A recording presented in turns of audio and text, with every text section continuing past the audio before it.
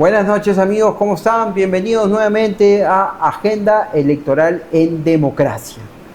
Esta noche nuevamente tenemos a otro candidato, esta vez también para diputado por Lima, pero antes, como ya estamos, tomando de costumbre, quiero comentar dos cositas.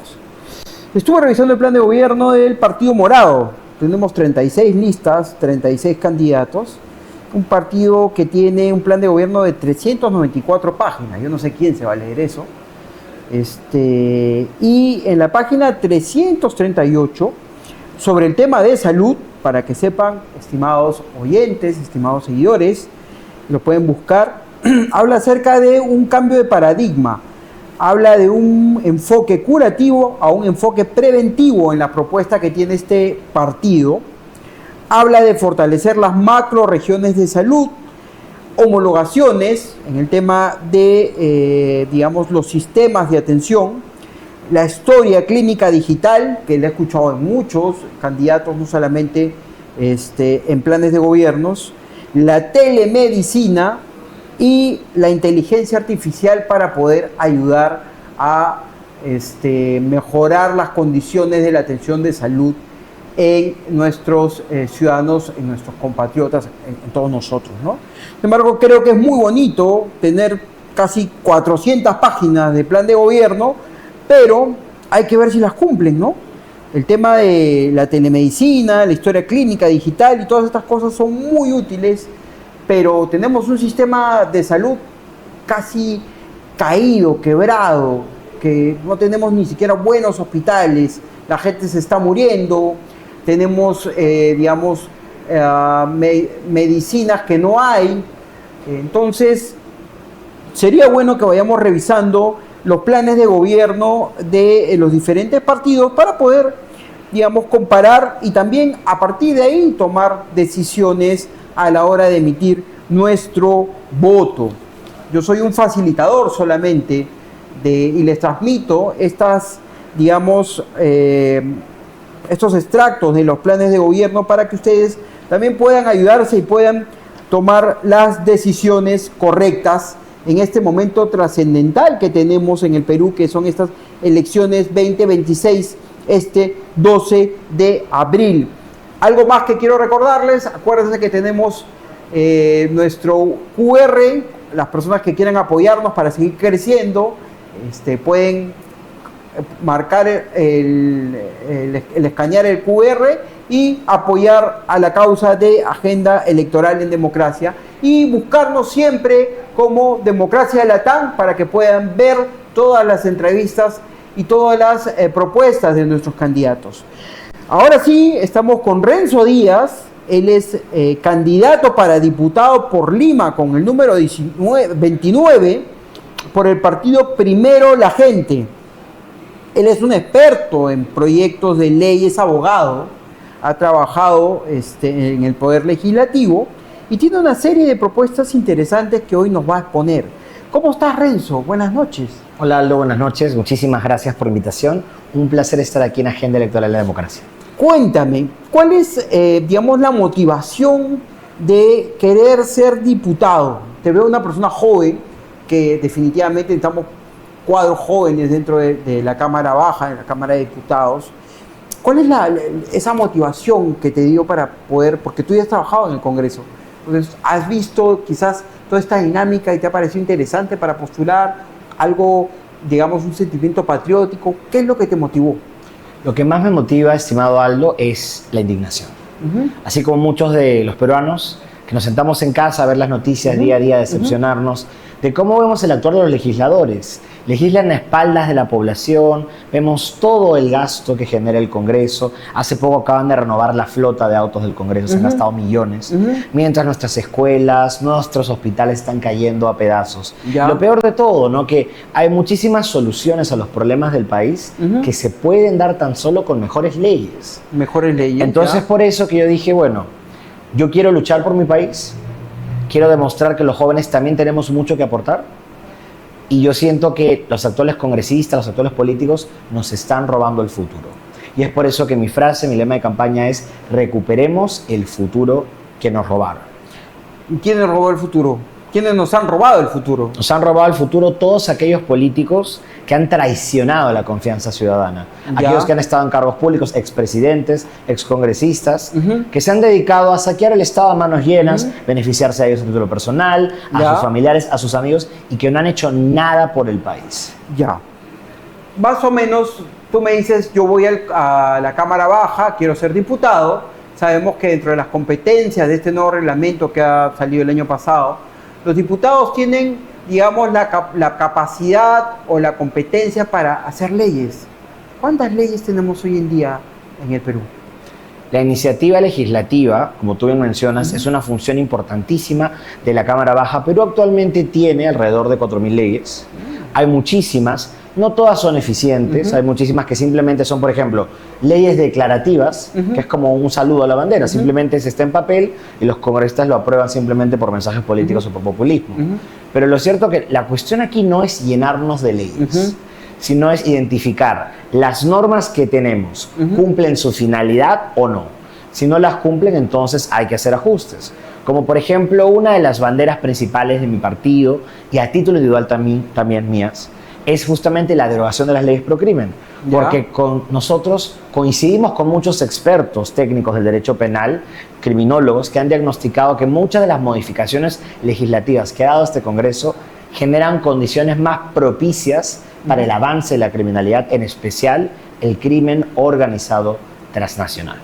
Para darte un ejemplo muy concreto, porque mucha gente de la ley es pro crimen, pero yo no escucho que muchos políticos lo aterricen. Hay que aterrizarlo, si no es un discurso vacío. Por ejemplo, el Congreso modificó la extinción de dominio. Extinción de dominio es un subsistema que actualmente existe en el Perú, donde, por ejemplo, cuando hay desbalances patrimoniales no justificados, el Estado le dice a la persona, ok, por ejemplo, ¿no?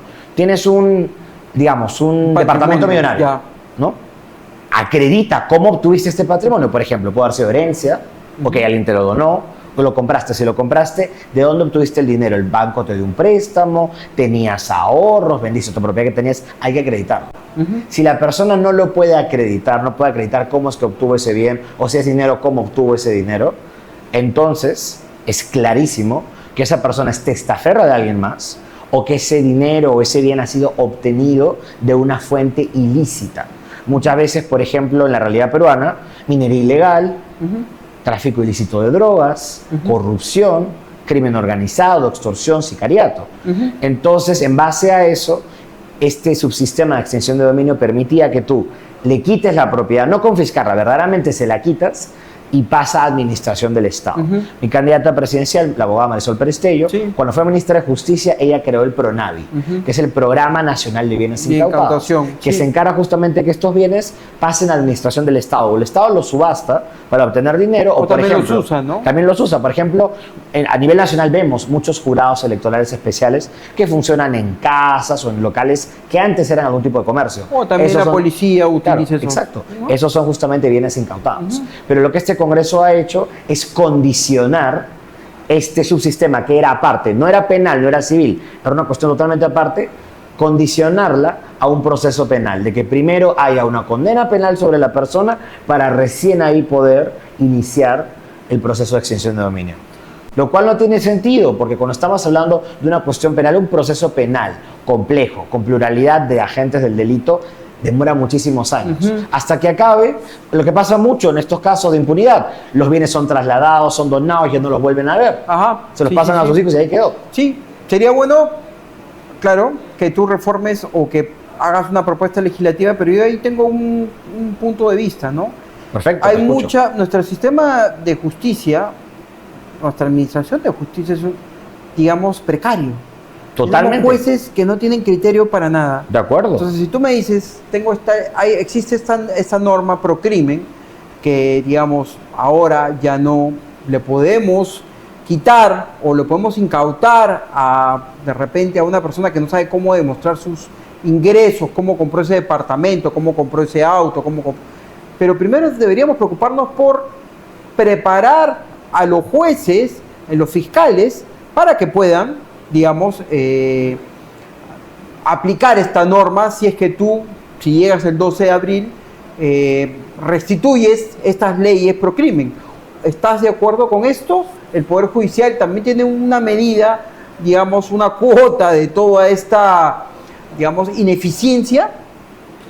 Son leyes pro crimen en la actualidad. Si las derogamos, se restablecerían normas que combaten la criminalidad. Lo cierto es que, por ejemplo, con el tema específico del subsistema de extinción de dominio, no son jueces cualquiera, son jueces que han sido capacitados, tanto inclusive a nivel del exterior han seguido diplomados, para conocer este subsistema y poder dominarlo. No es como, por ejemplo, un juez nuevo que lo nombras o lo sacas de algún lado y ya lo pones a ver extinción de dominio. Son jueces que en su inicio han sido jueces penales y que se han especializado, es como decir que han tenido una maestría, un diplomado en este subsistema. Entonces es un subsistema muy particular porque sus jueces conocen de la materia, son jueces titulares y que conocen justamente la complejidad de lo que implica la extinción de dominio. ¿Por qué complejidad? Porque hay que hacer una valoración probatoria conjunta, que es importante en un país donde es cierto que abunda la informalidad y todo, pero igual sí hay forma en que una persona que ha obtenido un bien de forma lícita lo pueda acreditar. Es cuando no lo puede acreditar cuando empezamos Por a eso respetar. mismo, el criterio de los jueces hoy en día en el Perú es muy pobre. Tú tienes a muchos inocentes metidos en la cárcel y los sacan cuando, digamos, después de 3, 4 años, ¿no? Y por eso es que también está este abarrotamiento de presos, que muchos de ellos son inocentes. Claro. El tema es que no podemos generalizar con los jueces. Yo entiendo tu postura y también estoy de acuerdo. Yo mismo he visto, cuando he estado en el Tribunal Constitucional y nosotros justamente revertíamos decisiones judiciales de malos jueces, hemos visto que hay un problema muy grande en la judicatura, totalmente de acuerdo, pero el problema yace en la provisionalidad, que son jueces que, como hay plazas, pero no hay jueces nombrados, tienen que nombrar temporalmente a alguien, pero que no tiene las credenciales. Los famosos no, supernumerarios, ¿no? Exacto. Hay supernumerarios, pero también hay provisionales. El supernumerario es que se da un concurso público, o usualmente el presidente de la Corte... Como un locador. Claro, nombra a dedo y designa a alguien porque hay una plaza. O provisionales cuando, por ejemplo, hablemos un caso concreto, ¿no? La Corte Suprema tenía más espacios que jueces. Entonces, por ejemplo, cogían jueces del nivel más abajo, jueces superiores titulares, y los ponían como supremos, pero eran supremos provisionales. Un ejemplo es, por ejemplo, una señora que está postulando con el partido de Carlos Álvarez, Susana Castañeda. Ella nunca logró ganar un concurso público para ser jueza suprema titular. Lo intentó 2 veces y falló. Pero la señora igual seguía cobrando y se jubiló con sueldo de suprema, porque ella era una jueza suprema provisional.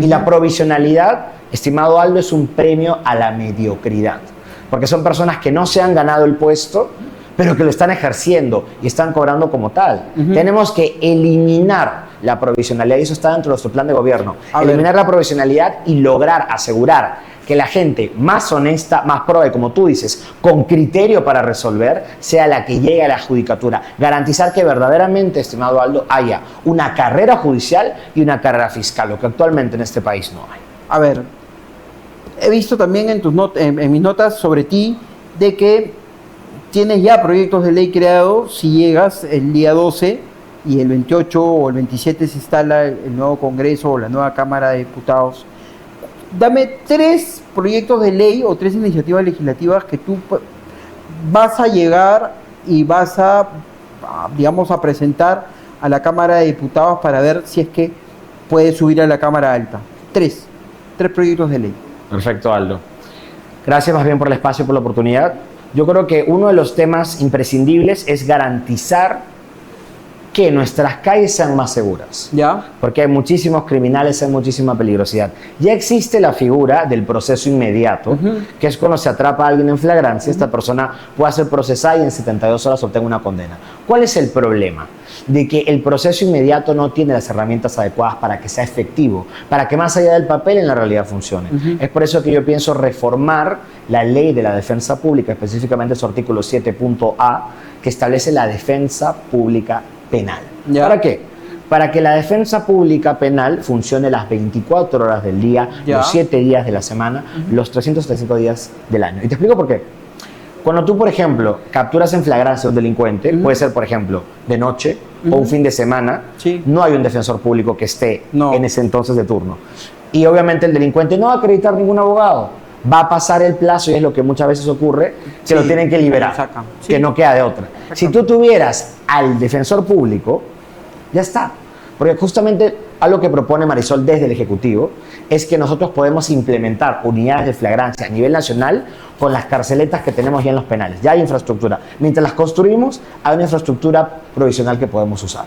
Entonces tú ahí pones tu defensor público, policía, fiscal, juez, y ya está. Y tú en 72 horas al criminal que es atrapado en flagrancia, o sea, con las manos en la masa, que lo puedes tener sentenciado en primera instancia. Y así nos evitamos lo que muchos peruanos reclaman con mucha razón, que es ver en las noticias que capturan una banda, que capturan un delincuente y que a los 3 días ya lo han liberado. ¿Y qué hacemos con los derechos humanos? Porque hay una ley, o mejor dicho, hay un tratado, hay instancias en derechos humanos, principios, en los cuales señala de que tú no puedes tener tanto hacinamiento en los penales. Y muchos jueces también utilizan ese criterio para soltar criminales. Van a ser más penales, entiendo yo. Por supuesto. Pero eso no va a depender de ti, eso va a depender del Ejecutivo. No, pero está dentro del plan de gobierno que yo defiendo. ¿Y qué pasa si Marisol no llega? ¿Cómo vas a tú, después que implementas tu norma, y imaginemos que sube a la Cámara Alta, qué vas a hacer si es que no hay penales? O sea, pueden pasar el proceso, lo declaran culpable, ¿y a dónde lo metemos? Claro. Desde mi perspectiva, como legislador, yo puedo asegurar, como te digo, este marco jurídico para limpiar las calles y dar a los fiscales y policías y jueces las herramientas. Por el lado ejecutivo, igual hay control político, hay fiscalización, y recuerda, estimado Aldo, de que en el Congreso se aprueba la ley de presupuesto. Yo puedo asegurarme de exigir al Poder Ejecutivo de turno, si es que no es el de mi partido, que se comprometa con la construcción de penales. Porque también es importante destacar esto. Parte de la lucha contra el crimen es tener un penal organizado donde tú puedas identificar qué está haciendo cada preso, lo que actualmente no se puede hacer por el hacinamiento. El tren de Aragua, estimados, nació en las cárceles de Venezuela porque estaban completamente abandonadas en esa dictadura donde no prestaban atención a lo que estaba pasando en los penales. Si nosotros no queremos un tren de Aragua peruano, necesitamos control de nuestras cárceles, y para eso se requiere combatir este hacinamiento, construyendo más centros penitenciarios, porque es lo que el país necesita, porque van por 3 lados: prevenir el delito, combatir el delito, pero lograr también que la condena se ejecute en condiciones en que pueda ser vigilado el reo. De nada sirve que tú lo metas en una cárcel y que en la cárcel siga extorsionando por teléfono. ¿Harías tú una ley de cadena perpetua? La cadena perpetua no puede aplicarse en Perú. ¿Por qué? Por el tema de los derechos humanos. Más allá del tema de derechos humanos, estimado Aldo, es porque cadena perpetua existen delitos muy graves, que ya los tenemos, no lo tenemos en terrorismo, lo tenemos en violación sexual de menores de edad, pero condicionarlo a todos los delitos. No estoy hablando de condicionar todos los delitos. Sicariato, por ejemplo. Sicariato, de acuerdo. Podría implementarse, cierto, pero lo cierto es que igual las penas ya son muy graves. Pero no sirven, son gravosas, pero no sirven. 30 años, que es la máxima, me parece, para sicariato, es una cosquilla para el sicario, para el delincuente. Es cierto, pero lo que tenemos también que entender, estimado, es que si tú, por ejemplo, hay 2 posturas, 2 perspectivas. Por un lado, con el tema de la cadena perpetua es, como tú decías, hay hacinamiento. Con la cadena perpetua tendrías más personas condenadas a cadena perpetua y no tendrías infraestructura. Tenemos por un lado que atender la necesidad de construir penales, pero por otro lado también es cierto, es que hay un derecho en principio a la resocialización, a la rehabilitación, que, como te digo, yo sé que en teoría existe y que va a depender caso a caso, pero lo cierto es que no hay que generalizar. Te doy un caso concreto, porque hay que aterrizarlo en casos concretos.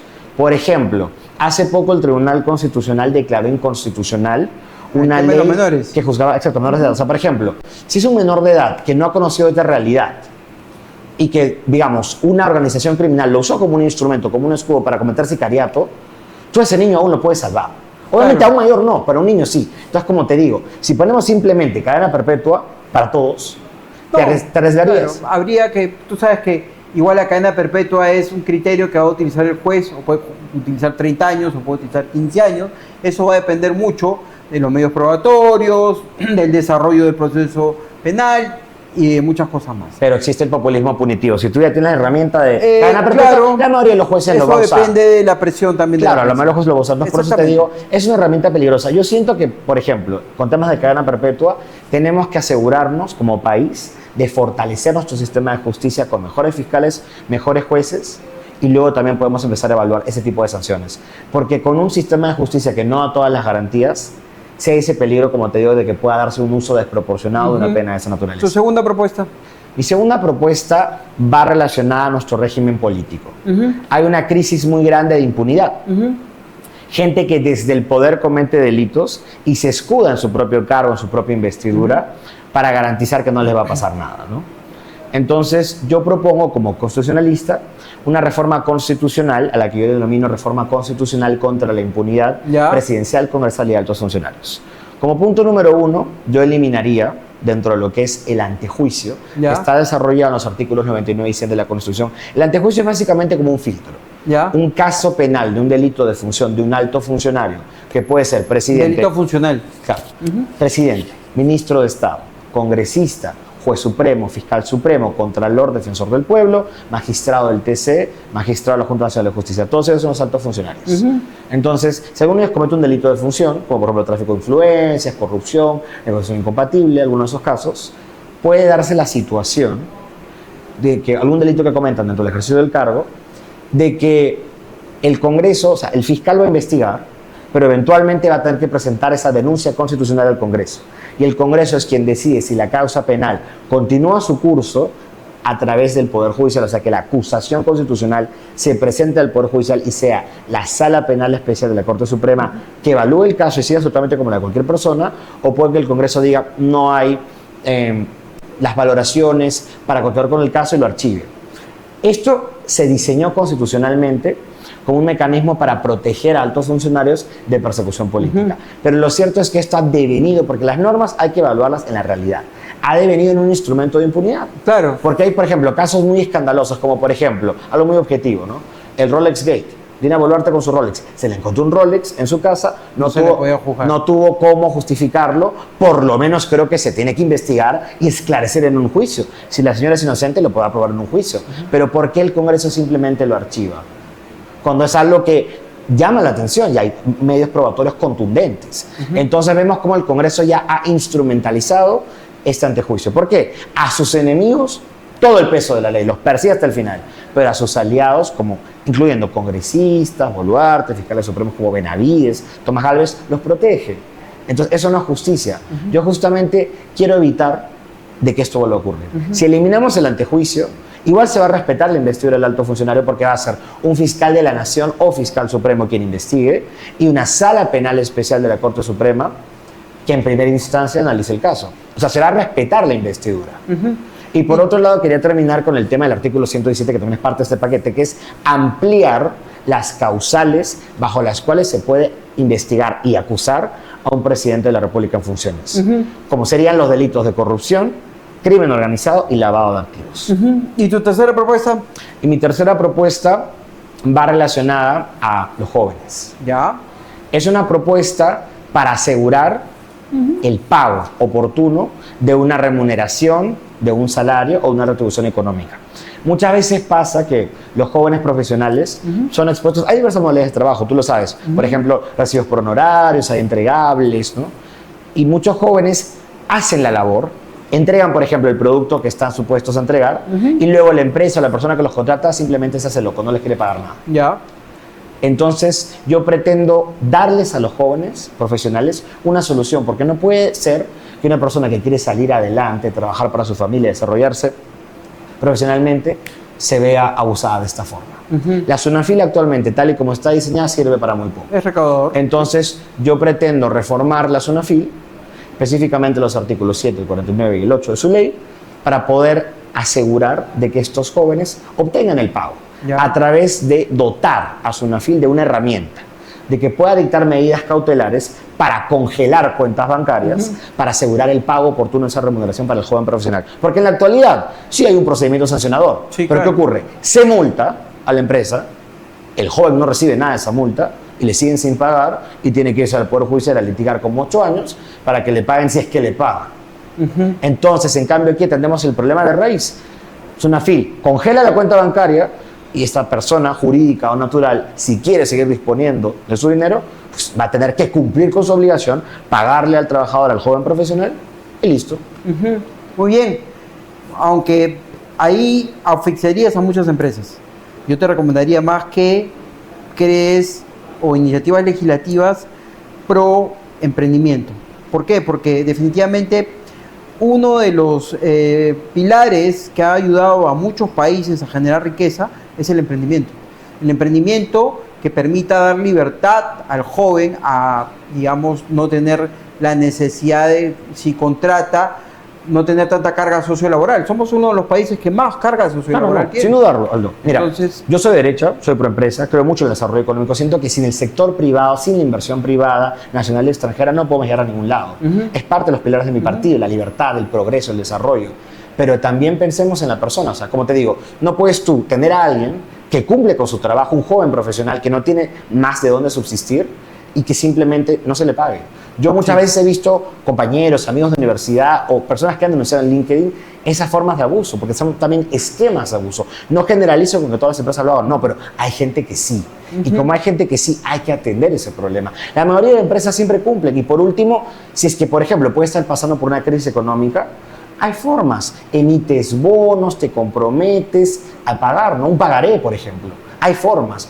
Cuando hay una intención de pagar, cuando es una empresa seria, cuando es un empresario serio. Pero si es alguien que simplemente tú ves que está abusando, tienes que ponerle un par. Es por eso que esta es la ley contra el abuso del no pago. muy bien, Renzo. Ha sido un gusto tenerte en este espacio. Esta es tu cámara para que te dirijas a tus posibles electores el día 12 de abril. Muchas gracias por la oportunidad de conversar con ustedes. Este 12 de abril es necesario que podamos transformar nuestro Estado en un Estado más eficiente, donde se ponga primero a la gente.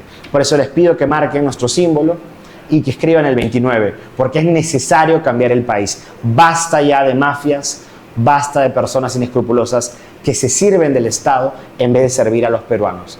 Este es nuestro momento de cambiar el rumbo del país. Si queremos obtener resultados diferentes, no votemos por lo mismo de siempre. Muchas gracias. Bueno, amigos, y es verdad, este es el momento, vivimos un momento histórico en el cual tenemos 36 partidos políticos que están compitiendo este 12 de abril. Esperemos que lleguen los mejores. Han escuchado a Renzo Díaz con sus propuestas, muy interesante, desde su experiencia constitucionalista, su experiencia de haber trabajado en Congreso. Ustedes saquen sus propias conclusiones, ustedes eligen este 12 de abril, pero lo importante es que puedan haberlo escuchado. Y este es el fin de, digamos, nuestro espacio Democracia, Agenda Electoral en Democracia, en el canal Democracia Latam. Y aquí no maquillamos las propuestas, ni tampoco digamos, hacemos que los candidatos las hagan más bonitas. Son tal cual las escuchan y esperemos que hasta, digamos, puedan tomar las mejores decisiones y hasta otro capítulo con otro candidato de Agenda Electoral en Democracia. No se olviden del QR que está ahí colgado a los que quieran apoyar para que siga creciendo, y nuestro taller de formación de parlamentarios andinos para que construyan buenas propuestas y conozcan muy bien cómo funciona este Parlamento. Muchas gracias, buenas noches Perú y América Latina. Hasta luego.